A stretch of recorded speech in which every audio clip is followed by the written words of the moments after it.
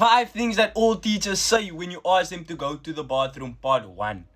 In number 1, you have that teacher when you ask them to go to the bathroom, and they're like, no, because my period isn't the free period, bro. Like, what are you doing, bro? I need to pee. You do not know. You do not know if this is urgent or what, bro. But you telling me, no, you can't go because this period is not a free period. What's wrong with you?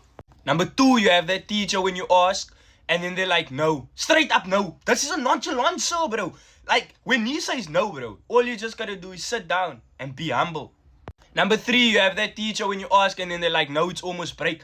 Bro, they saying it's almost break, but the period just started. Like, oh my word, bro. Bro, like, isn't the bathroom supposed to be free, bro?